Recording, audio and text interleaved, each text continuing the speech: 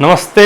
क्या हाल चाल भाई मेरे CUT-UG के और धाव कैसी तैयारी चल रही है? मेरी उम्मीद है कि मतलब ठीक ठाक ही पढ़ रहे होगे। अब वैसे आज जो डिस्कस करने वाला था ये सब जो टिक लग चुका है ना, ये सब हम लोग कर चुके हैं। हम लोग क्या कर रहे थे 2025 के प्रीवियस ईयर क्वेश्चन कर रहे हैं और टॉपिक वाइज लिया है मैंने। जानबूझ के भी बहुत ज़्यादा वीडियो नहीं बना रहा क्योंकि अभी आप तो अपने बोर्ड्स की तैयारी में लगे हुए होगे, है ना, लग जाओगे या फिर उसमें अपना कर रहोगे अच्छे से प्रैक्टिस टॉपिक वाइज जो भी है।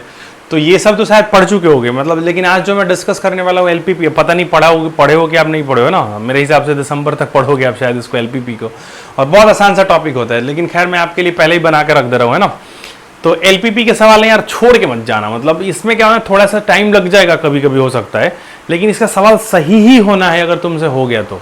इसलिए इस टॉपिक को तो एकदम छोड़ के मत जाना, कभी मत छोड़ के मतलब छोड़ना ही नहीं है, एकदम मान के चलो, एकदम नहीं छोड़ना है। सबसे पहले चुन चुन के करेंगे इसके सवाल को।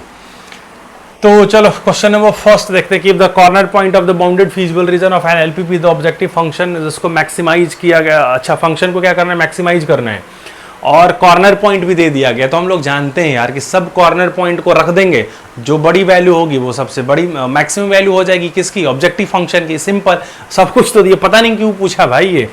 तो z की वैल्यू 0,0 पे निकाल दो, जो सब सारे कॉर्नर पे z की वैल्यू निकाल दो। तो 0,0 पे निकाला तो क्या आ गया भैया, 0 आ गया। अब z की वैल्यू जो है 1,2 पे निकाला तुमने, तो 2 × 1 कर दिया, और यहाँ पे कर दिया 3 × 2 कर दिया। ये 6 2 क्या हो गया, 8 हो गया।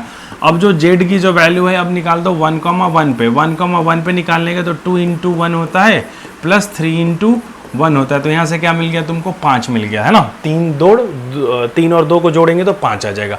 और 0, 8, 5 में सबसे बड़ी वैल्यू क्या होती है, 8 होती है। बकवास सा सवाल है ना, बाई चांस इतना आसान पूछा, पेन भी नहीं चलाना थे, जबरदस्ती मेरे को कैलकुलेशन करा दिए तुम लोग।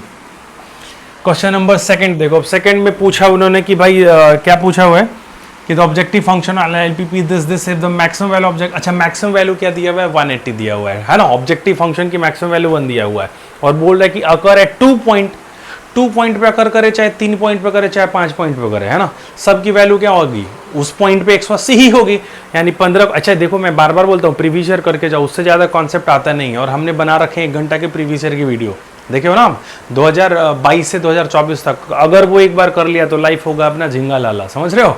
मतलब वो क्वेश्चन करके तो आओ यार, एक क्वेश्चन ऐसे ही खट खट खट खट हो जाएंगे, मैं बिल्कुल बता रहा हूँ। मैंने एकदम जानबूझ के वो सब क्वेश्चन लिए थे वहाँ पे, जिससे आपका पूरा का पूरा LPP कॉन्सेप्ट ही क्लियर हो जाए। सिर्फ आप वो वाला क्वेश्चन करके आ जाओ एक बार, ठीक है। 2022 से 2024 के बीच में, है ना। बहुत सारे जितने भी शिफ्ट था ना, सबका मैंने इकट्ठा करके बना लिया 1 घंटे का, ठीक है। अब ये जरा ध्यान से देखो। तो हमने क्या करना है, कुछ नहीं करना है कि z की जो वैल्यू है वो क्या हो जाएगी, 15,15 पे क्या होनी चाहिए थी, 15,15 पे क्या होनी चाहिए थी, 180 होनी चाहिए थी भाई, 180 होनी चाहिए थी। अब 15,15 पे ठीक है भैया, क्या हो गया, ये z की वैल्यू को रखते हैं तो क्या हो गया, x की वैल्यू को 15, y की वैल्यू को 15। तो यहाँ से क्या मिल गया, 15a + 15b बराबर 180। 15 को ले लो तुम कॉमन, तो a + b बराबर तुम्हारा क्या मिल गया, 12। 180 डिवाइडेड बाई 15 कर दिया, ठीक है। अब z की वैल्यू इस पे भी क्या है, 180। तो कोई बात नहीं भैया, तुम भी क्या हो जाओगे, 0,20 पे क्या हो जाओगे, 180 हो जाओगे मेरे भाई। तो 180 होने के लिए क्या करना पड़ेगा, a × 0 करिए तो क्या हो गया 0, और प्लस 20 × b हो गया बराबर 180, यानी b बराबर क्या आ गया, 9 आ गया। अब 9 आते ही देखो, क्यों ये सॉल्व करना है, सीधा खट से टिक लग गया, समझ गए। वैसे न b a बराबर चाहो तो b की वैल्यू यहाँ रख दो, तो a की वैल्यू क्या आ गई, 3 आ गई। क्यों लेकिन करेंगे इतना टाइम खराब, दिख ही रहा ऑप्शन में 9 कहीं और है था ही नहीं, ठीक है। थर्ड पे बढ़ो। थर्ड पे पूछ रहा है कि ऑप्टिमम वैल्यू क्या होगा भैया, ठीक है। पहली बार देखो थोड़ा सा मेहनत करा रहा है, अभी तक कोई मेहनत नहीं कराया LPP इस बार 2025 में, कुछ भी मेहनत नहीं कराया है, मैं बता रहा हूँ। वैसे LPP मेहनत करा देता है अपने आप पे, कि थोड़ा सा इक्वेशन आपसे बनाएगा। यहाँ पे एक कंस्टेंट दिया हुआ है और यहाँ पे एक कंस्टेंट दिया हुआ है, इनका क्या बनाना है, सबसे पहले ग्राफ बना लेना है, ठीक है। और उसका ऑप्टिमम वैल्यू पूछा है, उसको क्या करना है, मिनिमाइज करना है ऑब्जेक्टिव फंक्शन को। ऑब्जेक्टिव फंक्शन हमारा कहाँ है, यहाँ है, मिनिमाइज करना है, ठीक है भाई। तो सबसे पहला काम क्या होना चाहिए कि लाइन का ग्राफ बनाना आना चाहिए हमको। तो लाइन का ग्राफ बनाना आना चाहिए, तो किसका लाइन का ग्राफ बनेगा, x + y बराबर 10 का बनेगा। इसको तुरंत इंटरसेप्ट फॉर्म में लिखो तो क्या आ गया, x/10 + y/10 बराबर 1 आ गया इंटरसेप्ट फॉर्म में, ठीक है। डन, ये पहला काम हो चुका है। दूसरा काम क्या करेंगे कि हमको किसका बनाना है कि 3x + 5y बराबर क्या बनाना है, 15 बनाना है। इसको इंटरसेप्ट फॉर्म में चेंज करोगे तो क्या आ जाएगा, x के नीचे 15 से पूरे इक्वेशन में डिवाइड लगा दो, तो x के नीचे क्या आने जा रहा है, 5 आने जा रहा है, y के नीचे क्या आने जा रहा है, 3 आने जा रहा है, और इधर क्या आने जा रहा है, 1 आने जा रहा है। ठीक है, अब हमने क्या कर दिया है जी, हमने क्या कर दिया है कि ये हमने बना लिया y एक्सिस, ये बना लिया हमने x एक्सिस। ठीक है, डन, हमने बना लिया भैया।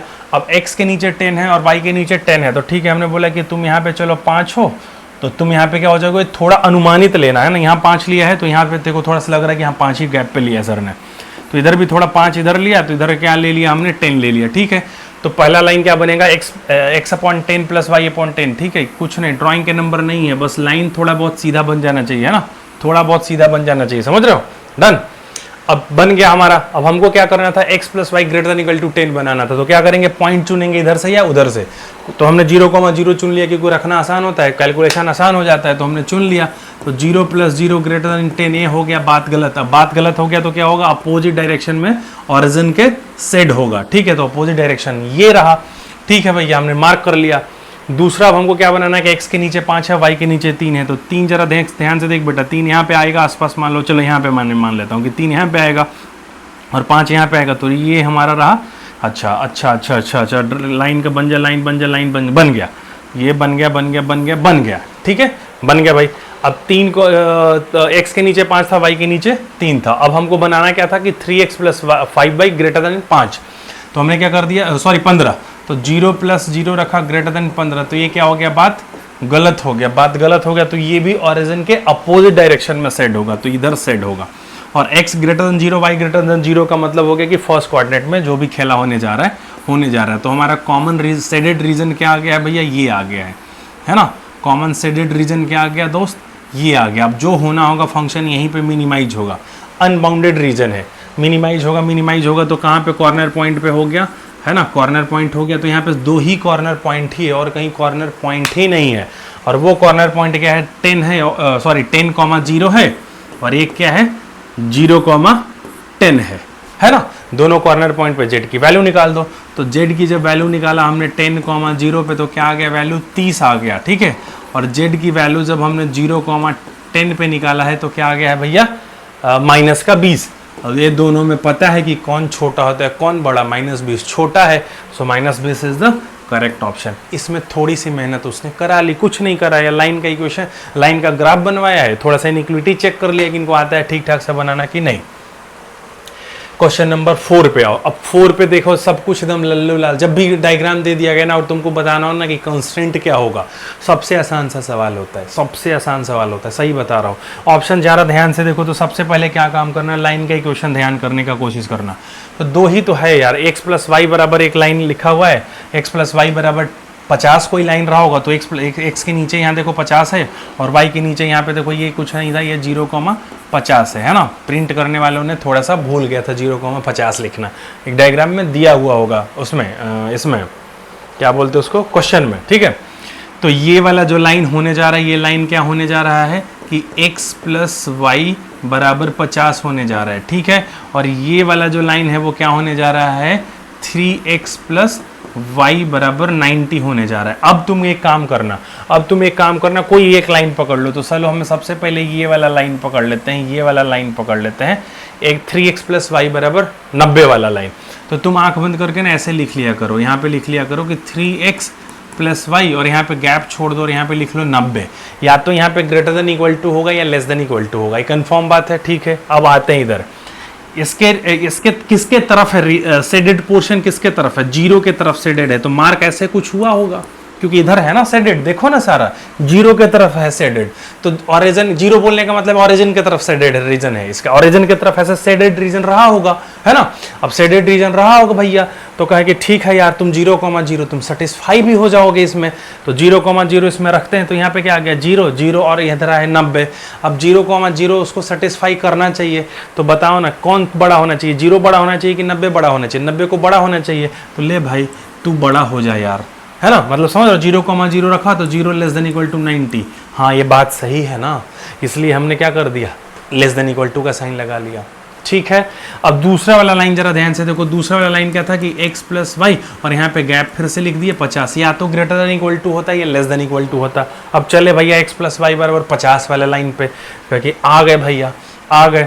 अब तुम किधर को शेडेड हो यार, तुम तो इधर को शेडेड हो, तुम तो इधर को क्या ओरिजिन के अपोजिट हो, मतलब ओरिजिन तुमको सेटिस्फाई नहीं करना चाहिए, 0,0 सेटिस्फाई नहीं करना चाहिए। बोले ठीक है भैया, तो 0 रखे हम इसमें, तो क्या आ गया 0 प्लस 0 0, और इधर क्या आ गया 50, दिमाग में है कि 0 है इधर और इधर है 50, सेटिस्फाई नहीं करना चाहिए, तो 0 को बड़ा कर देते हैं 50 से, तभी सेटिस्फाई नहीं करेगा।